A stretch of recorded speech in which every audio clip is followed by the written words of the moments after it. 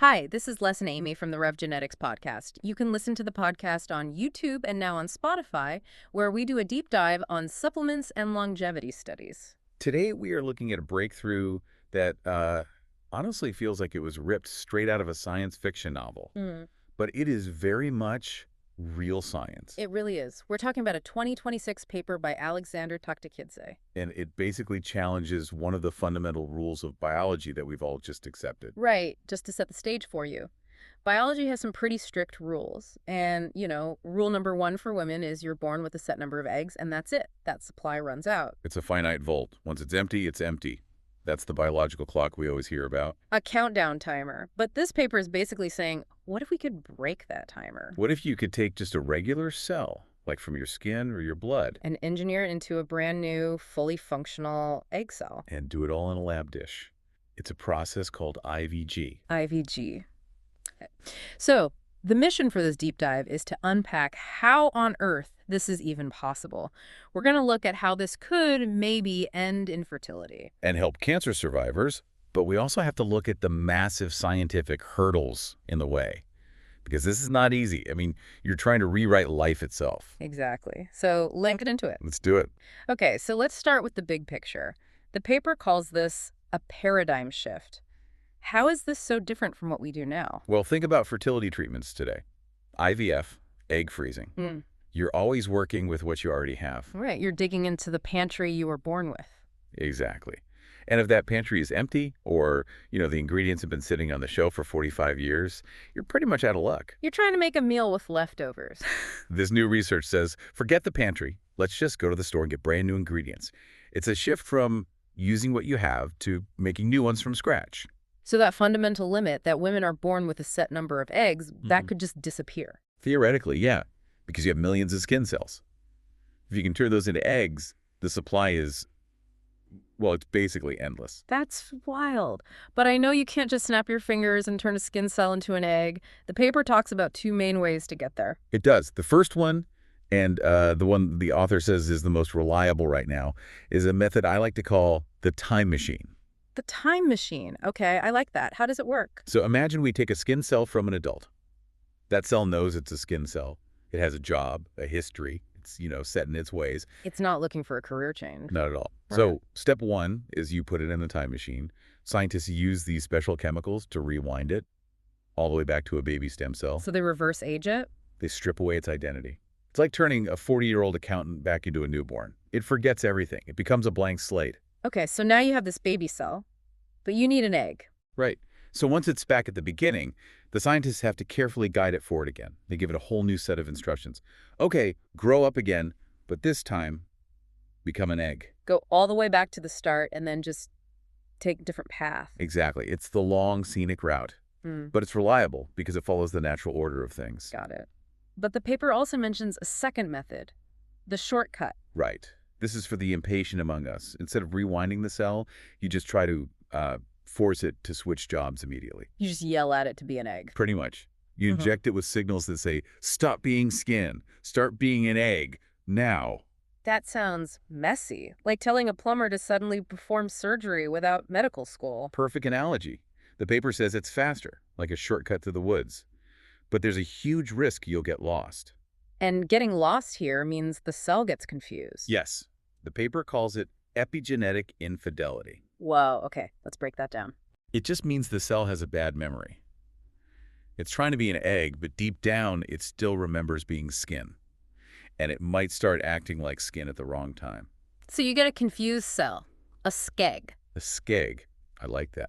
And a confused cell is a very bad start for a new life. So even with the safer time machine route, there are still, video game levels you have to beat? Oh, yeah. A few of them. Level 1 is the memory wipe. Like in Men in Black? Sort of. Every cell has an instruction manual. A skin cell is bookmarked the skin pages. To make an egg, you have to erase every single one of those bookmarks. And if you miss one? The whole thing crashes. It's like trying to reformat a computer, but you leave one tiny virus behind. Okay, so level 1 is tough. What's level 2? Level 2 is the splitting headache. It's a math problem. I hate math problems. So do these cells, apparently. Your normal cells have 2 copies of your DNA, right? One from mom, one from dad. but an egg can only have one copy. Because the sperm brings the other copy to the party, 1 + 1 = 2. Exactly. So the cell has to split its DNA perfectly in half and throw one half away. And in the lab, these artificial eggs, they're really bad at that math. They get stuck or they scramble the numbers. Wow. Okay, so memory problems, math problems, level 3. The growth spurt. We don't really think about this, but human eggs are giants. Really? Oh, yeah. A human egg has to grow from about 35 to 120 micrometers. It's like a tiny house expanding into a mansion. And why does it need to be so big? It's packing a bag for a long trip. It has to stuff itself with fuel, with little batteries called mitochondria. It has to run the whole show for days after fertilization. Like packing enough snacks for a week-long hike. That's it. And these lab-grown eggs often stay too small. They just run out of energy. Is there a level 4? There is. And this one's almost poetic. It's the home. The home. An egg doesn't grow up alone. In the body, it lives in a whole neighborhood inside the ovary with thousands of little helper cells around it. Like a support system. Yeah, they feed it. They talk to it.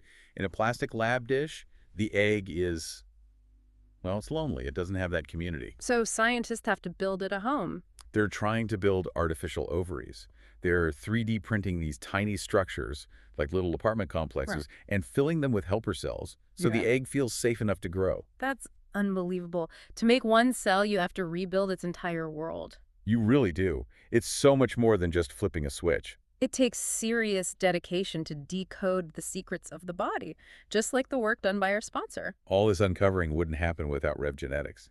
RevGenetics has been dedicated to evidence-based natural compounds for aging research for a long, long time. And it's amazing to see companies that focus on the science of cellular health, looking at things like micronized resveratrol and NMN to support how our cells function as we get older. Absolutely. And it connects so perfectly because whether you're engineering a new egg cell or just keeping your own cells healthy, it all comes down to giving them the right environment to thrive. That's right. Understanding the cell is the key to everything. So let's go back to the future. If we can get this to work safely, what does this actually mean for people? The implications are, they are absolutely staggering. It really changes the rules of life. Let's start with the medical side. Who does this help first? The most immediate hope is for cancer survivors. The paper talks about gonadotoxic therapies, which is just a fancy term for chemo and radiation. We know those treatments save lives, but they can be brutal on the body. Incredibly. And they could destroy a woman's eggs.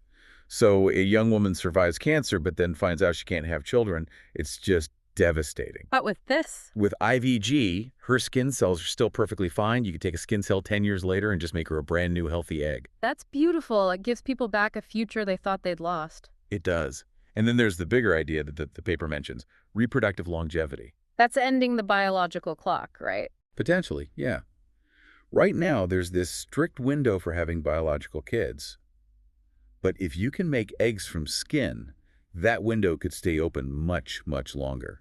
A woman could have a biological child at 50 or 60. Theoretically. And think about what that does to society.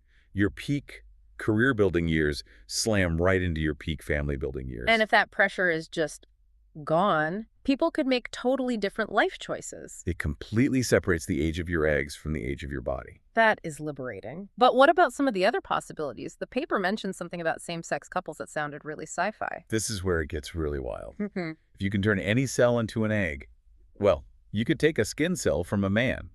Okay. And through some genetic engineering, you could turn it into an egg. Wait, so you create an egg from a man's skin and then fertilize it with his male partner's sperm? Uh-huh. 2 men could have a child that is biologically related to both of them. It completely redefines what a biological parent is. It separates your genetics from who actually carries the pregnancy. It does. But we have to pump the brakes. Because for all this amazing potential, the paper has this massive flashing warning sign all over it. Safety. Offspring safety. Number 1 rule. We cannot rush this. Because if you mess up that memory wipe we talked about, what happens? You're not just crashing a computer, you're talking about a human being. If the epigenetics aren't perfect, if that cell still remembers being skin, the child could have severe health issues. So we're not going to see this in clinics next year? No way.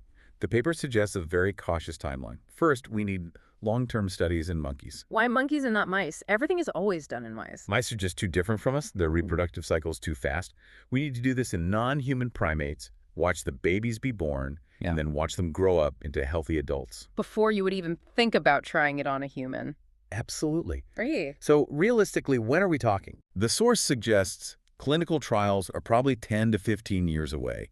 And even then, it'll start with very specific medical needs, like for those cancer survivors. It's a marathon, not a sprint. But 15 years, that's within our lifetime. It is, which gives us just enough time to figure out the ethics, because this could get complicated. Oh, the ethics must be a minefield. Think about the numbers. In normal IVF, you might get, 10 eggs? With this, you could make thousands from skin cells. Which means you can make thousands of embryos. Exactly. And if you have thousands of embryos, you have to choose one. We already screened for terrible diseases, but what happens when you have 1,000 options? Embryo selection. You mean choosing things like hair color, height, or intelligence markers. It raises huge questions about fairness. Who gets access? Will only wealthy people get to have genetically superior babies? Sounds like the movie Gattaca. It's very Gattaca. The paper is really clear that we need laws, we need regulatory frameworks now, before the tech is even ready, because our current laws have no idea how to handle an embryo made from a skin cell. It's fascinating and honestly a little terrifying. That's where the most interesting science usually lives. So we've covered the how, the why, and the what if. This technology really forces you to think differently about, well, everything. It does. And I think the final thought here is this. It forces us to ask not just how we make life, but what it really means to be a parent. Is it just passing on your genes, or is it more? And as we get closer to being able to design our biology, we have to decide how we make sure that power is used fairly. That is a huge question to leave everyone with. We hope you enjoyed exploring the latest breakthroughs in science with us in today's episode. Thank you for listening to the RevGenetics podcast. RevGenetics.com for the best longevity supplements on Earth.